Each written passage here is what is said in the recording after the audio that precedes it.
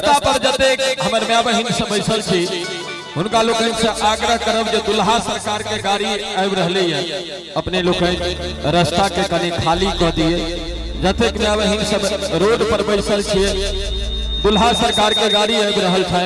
अपने लोग से आग्रह करब जे कने के रास्ता के खाली कर दिए ताकि गाड़ी आवे में कोनो प्रकार के दिक्कत न है।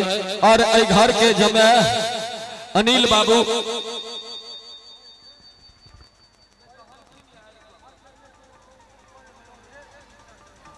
अच्छा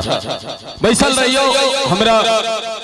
अपने आबि के कन्या के पिता कहलखिन जे हम परिछन उम्हरे करवा दिया हुनका सबके डिस्टर्ब नहीं करियो। क्या बात है, एक बार जोर से थपड़ी बजबाक चाहिए सब गोटे मिलकर दुल्हन के पिता के लिए जोर से थपड़ी बजा दियो।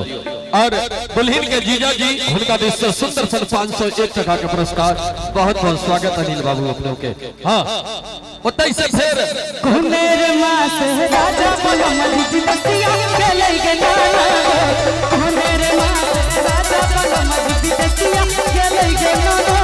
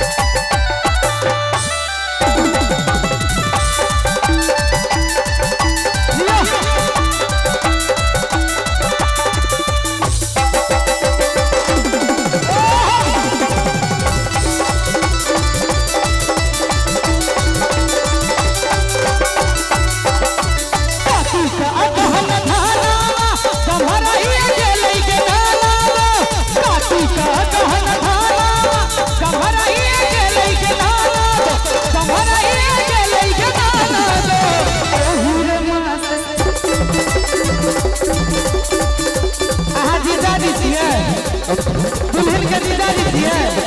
एक बार एक बार जोरदार ताली बजा दुल्हन के जीजा जी के लिए जोरदार ताली बजा दियो। ओ हीरे मासे ओ हीरे मासे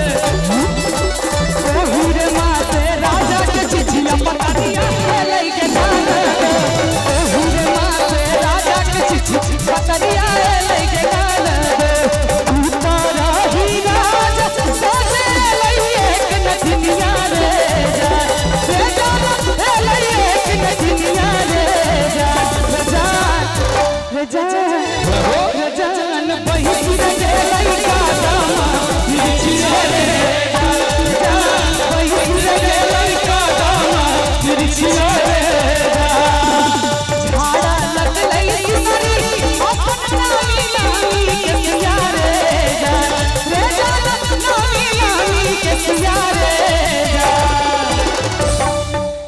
झाड़ा लग लई सुनरी अपन नामी नामी के सियारे जा रे जा नामी नामी के सियारे जा रे जा आ सब के नहीं निक लगी है हम द फ्लोर थी यहां से रे जा उठा दिए एक बार दोनों हाथ रे जा सच्चा जी जय हो भजन गावे छिए रजा रजा रजा न हो आज खेलबै होली आज खेलबै पररिए रे